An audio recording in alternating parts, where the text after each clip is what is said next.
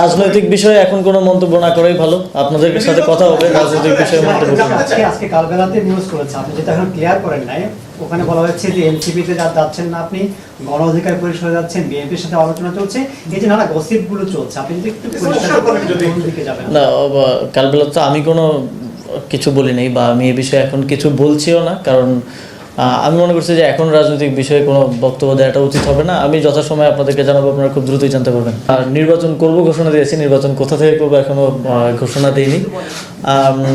তবে আমরা দুইজন ছাত্র উপদেষ্টা না, আরও যারা সরকারের বিভিন্নভাবে জড়িত আছেন, আরও কেউ নির্বাচন করবেন এমন কথাও আছে। তো সবাই অবশ্যই, এটা এমন কোনো আইন নাই বা এরকম কোনো বিধিনিষেধ নাই যে আসলে নির্বাচনে অন্তর্বর্তীকালীন সরকারের উপদেষ্টা বা কেউ নির্বাচনে অংশগ্রহণ করতে পারবে না। তবে আমরা মনে করি এটা স্বার্থের সংঘাত ঘটায় এই পদে থেকে নির্বাচন করা। এই নীতিগত জায়গা থেকে আমরা মনে করি যে বা যারাই নির্বাচনে অংশগ্রহণ করবে তাদেরকে অবশ্যই এই নির্বাচনী কার্যক্রমে ঢুকে যাওয়ার আগেই পদত্যাগ করার প্রয়োজন এবং সেভাবেই আমরা প্রস্তুতি নিচ্ছি। এবং বাকি সময়ে বা অন্যান্য বিষয়গুলো সরকারের উচ্চ পর্যায়ের সাথে আলোচনার ভিত্তিতে আপনাদেরকে জানিয়ে দেওয়া হবে।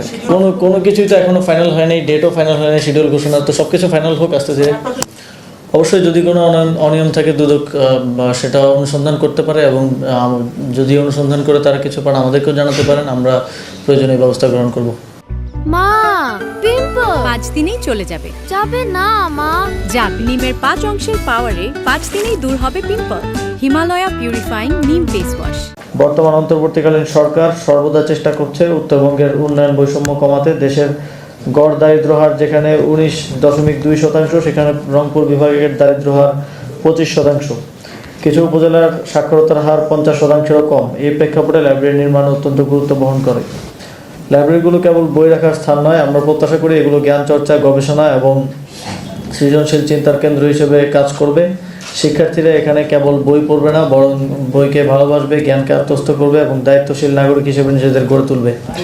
গল্প, উপন্যাস, কবিতা, বিজ্ঞান, কল্পকাহিনী এবং গবেষণামূলক বই শিক্ষার্থীর কল্পনাশক্তি ও সৃজনশীল চিন্তাকে সমৃদ্ধ করবে। নবনির্মিত লাইব্রেরিগুলোতে ডিজিটাল লাইব্রেরি, ই-বুক এবং অনলাইন রিসোর্সের মাধ্যমে শিক্ষার্থীরা আধুনিক প্রযুক্তিভিত্তিক শিক্ষায় অভ্যস্ত হবে এবং এতে তারা শিক্ষামূলক কাজে প্রযুক্তি ব্যবহার করতে পারবে এবং ডিজিটাল বিভ্রান্তি থেকে দূরে থাকবে। ইতিমধ্যেই আমরা পাবলিক লাইব্রেরিগুলোর জন্য 2টি নতুন পদ সৃজনের জন্য ইতিমধ্যে প্রক্রিয়া চলমান আছে। আশা করি খুব দ্রুত সময়ের মধ্যে এই পদ সৃজন এবং এই পদগুলোতে নিয়োগের মাধ্যমে একটা প্রকৃত ব্যবস্থাপনার মাধ্যমে এই লাইব্রেরিগুলো পরিচালিত হবে। ততদিন পর্যন্ত উপজেলা প্রশাসন তাদের নিজস্ব ব্যবস্থাপনায় এই লাইব্রেরিগুলো পরিচালনা করবেন। বইসহ আনুষঙ্গিক আরও যেই যা প্রয়োজন হয় সেগুলো কেনার জন্য আমরা এই 44টা উপজেলার প্রত্যেক উপজেলা পরিষদকে আমাদের স্থানীয় সরকার বিভাগে যে বিশেষ বরাদ্দ আছে সেখান থেকে 5 লক্ষ টাকা করে বিশেষ বরাদ্দ প্রদান করব। প্রতিটি লাইব্রেরি নির্মাণের খরচ 53 লক্ষ টাকা এবং প্রকল্পের মোট বাজেট 23,32,00,000 টাকা। যদিও এটি একটি উল্লেখযোগ্য বিনিয়োগ, এর প্রভাব দীর্ঘমেয়াদী এবং সুদূর প্রসারী হবে। লাইব্রেরিগুলো জ্ঞান, আলোক ও মানবিকতার প্রতীক হিসেবে বাংলাদেশের আমাদের ভবিষ্যৎ প্রজন্মের জন্য এক মূল্যবান সম্পদ হয়ে থাকবে। একটি ভালো বই আমাদের সঠিক পথ দেখায়, চিন্তার দ্বার খুলে দেয় এবং চরিত্রকে মহান করে তোলে।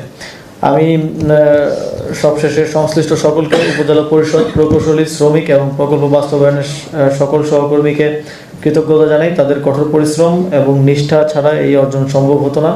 আশা করি এই লাইব্রেরিগুলো দেশের শিক্ষিত, মানবিক ও সৃজনশীল প্রজন্ম গড়ে তুলতে গুরুত্বপূর্ণ ভূমিকা রাখবে।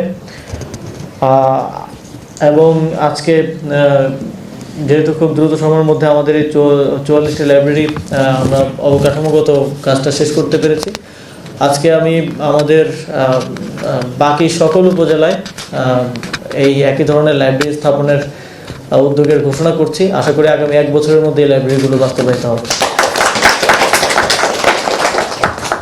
এই পর্যায়ে আমি এই নবনির্মিত 44টি বহুমুখী লাইব্রেরির আনুষ্ঠানিক উদ্বোধন ঘোষণা করছি।